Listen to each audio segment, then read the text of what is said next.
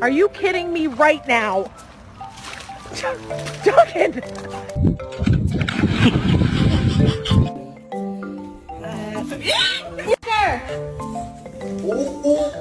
I got